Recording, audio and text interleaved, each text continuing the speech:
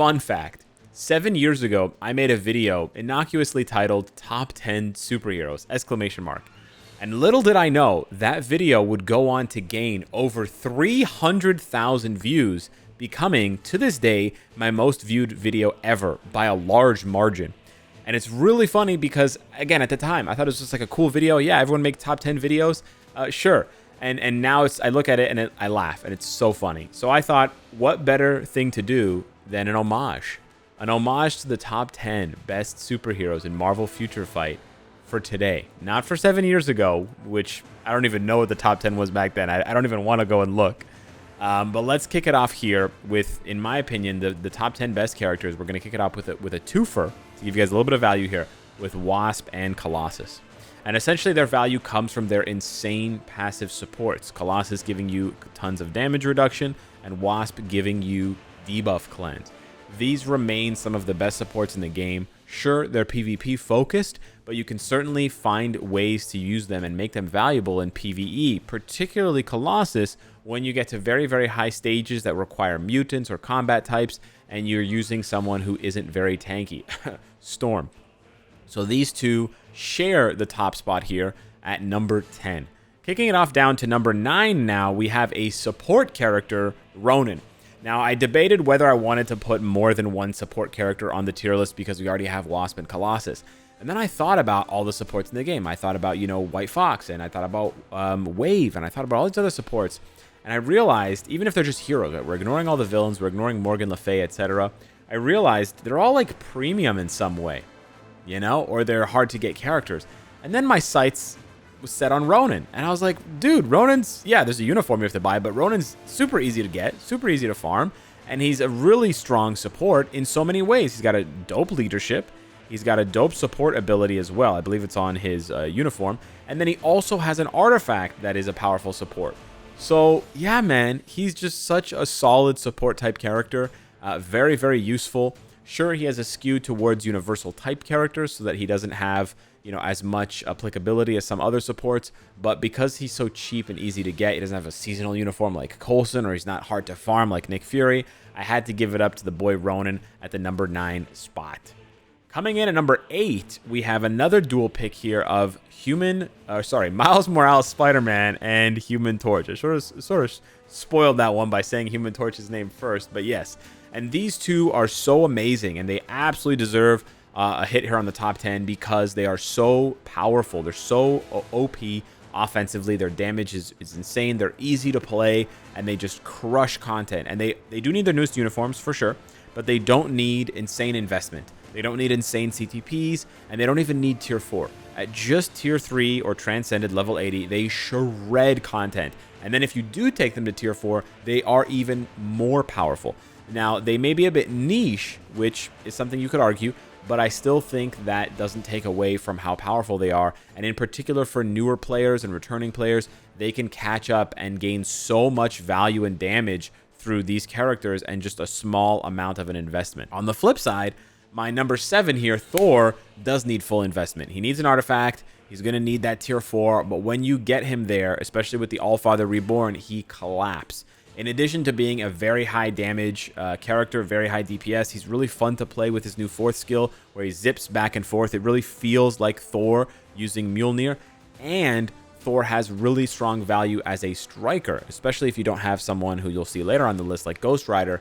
He hits really, really hard with his striker ability, and so you can use him as a sort of pseudo support on top of everything else. Coming in at number 6 here, almost making the top 5, is Scarlet Witch. With her newest uniform and her ability to ascend to tier 4, Scarlet Witch has certainly found a place in the meta, and I think she certainly deserves a ton of praise. Super easy to play now, super fun to play, really cool animations with like giant tornadoes and tigers, lions heads coming out from the ground. Really, really nice. She kept the meatball tier 3, which is a bit unfortunate aesthetically, but she's really strong, fun to play, gorgeous looks, and very, very meta for lots of different content. Obviously, mainly PvE focused, but still very much worth your time once you can invest in a native tier 2. Speaking of native tier 2s, kicking off the top 5, we got Deadpool, fresh into the game, added very recently. And Deadpool represents the skew that I'm going to have for basically the remainder of this top 5. Spoiler alert. for hybrid characters. And the nice thing about Deadpool, like other characters that you'll see on this list, is he has the immortality artifact. So with Deadpool, you're getting, and if you buy him initially, you get him initially, you build him initially, you're getting a really good PvE character that you can be proc friendly with, that you can, whatever, use a rage with, and you know, he's going to be serviceable, and he's going to be very, very hard to kill, so you don't even have to be an expert dodger. And then when you get his artifact, boom, you've just unlocked a very good PvP character. So I just love the duality of these types of characters where you basically can use them in every game mode. Sure, you may have to switch your build around or get a little bit creative or make some sacrifices here and there, but you just have so much room to use them really wherever you want, and they don't feel oppressively strong, despite the fact that you can use them everywhere, like old Jean Grey felt. So I really do appreciate that about Deadpool and other characters, as you'll see, and that's why he makes the top 5. Coming in at number 4, I didn't want to feature that many seasonal uniforms, but I had to talk about Luna's just out of the sheer value, right? The sheer value of getting this uniform, even if you keep her tier 3, but you probably want to go to tier 4, of how many days of ABX, but more specifically ABL, that she gives you such a high score for, right? She scores so high, she hits so hard. She's a bit tricky to play, but she's actually really fun to play with that second skill V-pad.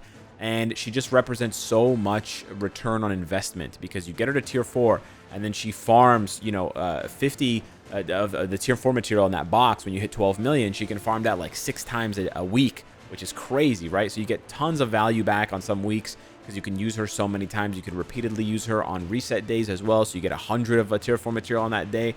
Really, really valuable stuff. Kicking off the top 3, we got the big boy Sentry. And the only reason why he's not higher on the list is because I didn't want to skew too much in favor of PvP. Now, unlike Deadpool, Sentry is oppressively strong for PvP. It's too strong, some people may say.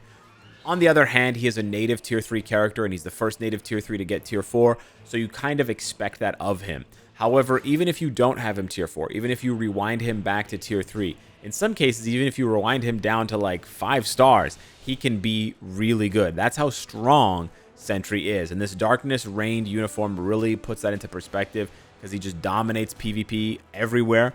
And he's actually not bad for PvE either. It's a lot of people are not going to know that because they're going to build him for PvP, but he's actually no slouch for PvE. And so our runner-up is the Ghost Rider.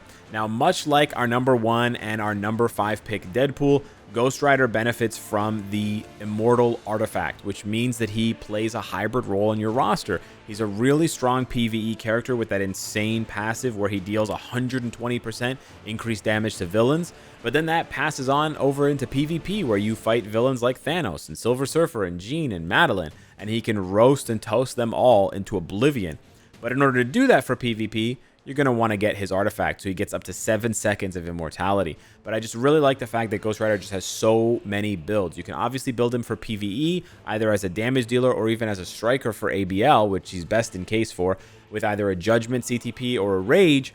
And then you can go as a hybrid for mostly PvP, but also a little bit of PvE with a Greed. So you can really have a ton of different options with Ghost Rider. Very, very strong. It is a bit tragic that it's a seasonal uniform, but you shouldn't miss it this year when it comes around at Halloween because it is one of the best. And so we come to number 1, the secret real reason why I decided to make this video. I believe that Wolverine is the best superhero in Marvel Future Fight right now. And I know you're going to call me crazy, but show me a character that has the power to be as strong in PvE as Wolverine, scoring 15 million plus ABX, 10 million plus ABL, shredding through Kang stage 55 and other bosses at a very, very high level. And then, with just a swap of his CTP and an artifact, he's top 5 for PvP. He's a menace. He one-shots Thanos. He tanks Sentry. He completely checks Deadpool. This man is unstoppable, and there is no character in the game, I would argue, that has more of an impact and can have more of an impact across all game modes when you have a max build on him. So yes, Deadpool aside, Wolverine is my number 1 choice there for the top 10 best superheroes in Marvel Future Fight right now. And I draw this in the sand so that we can come back in a couple years and take a look and see just how much the game has changed from right now. Hit me up in the comments down below. Let me know what you think. Let me know your thoughts on the top 10 best superheroes in Marvel Future Fight as of July 2024. Thank you. Smash the like button, and I'll see you in the next one. Take care.